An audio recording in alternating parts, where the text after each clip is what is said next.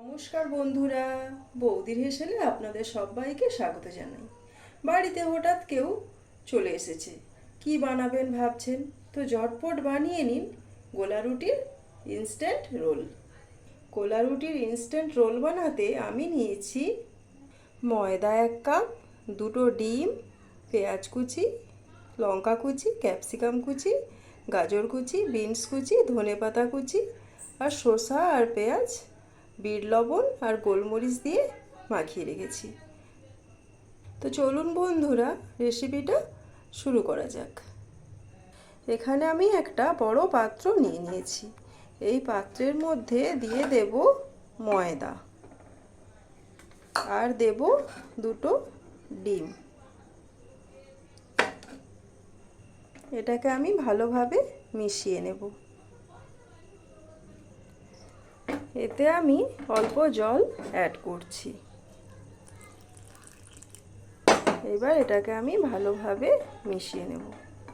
তো এটা আমার ভালোভাবে মেশানো হয়ে গেছে। এইবার এতে আমি দিয়ে দেব গাজর কুচি, ধনেপাতা কুচি, বিনস কুচি, ক্যাপসিকাম কুচি,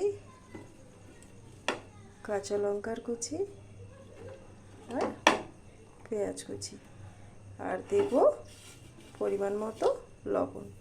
লবণটা আপনারা আপনাদের স্বাদ অনুযায়ী দেবেন। এটাকে এবার আমি ভালোভাবে মিশিয়ে নেব। এটা আমার ভালোভাবে মেশানো হয়ে গেছে। তো এবার আমি গ্যাস অন করে একটা ফ্রাইং প্যান বসিয়ে দিলাম। তো এর মধ্যে আমি দিয়ে দিচ্ছি সামান্য পরিমাণে তেল। এরপর আমি মিশ্রণটা দিয়ে দিলাম। দিয়ে কড়াইটাকে আমি একটু দিয়ে দেব।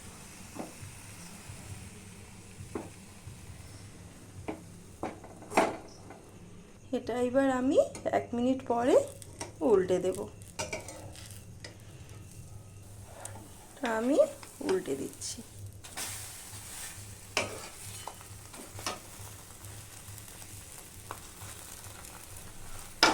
এবার এটাকে আমি ওলট পালট করে সেঁকে নেব। এপিট ওপিট ভালো হয়ে সেঁকা হয়ে গেলে আমার তৈরি হয়ে যাবে। তো বন্ধুরা, এটা আমার ভাজা হয়ে গেছে। আমি এবার এটা নামিয়ে নেব।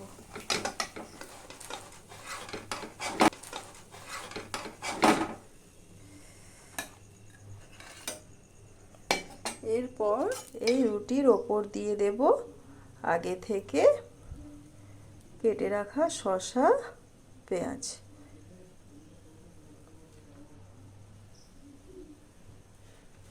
এর ওপর দিয়ে দেব সস।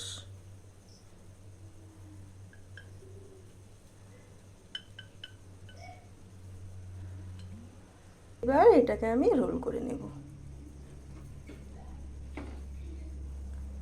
দিয়ে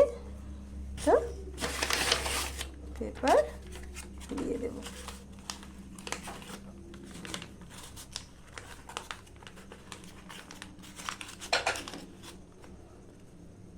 তো বন্ধুরা, গোলা রুটির রোল রেসিপিটি আমার একেবারে প্রস্তুত। এটাকে আমি এবার একটু সাজিয়ে নিচ্ছি। এটাকে আমি এভাবে একটু সাজিয়ে নিলাম।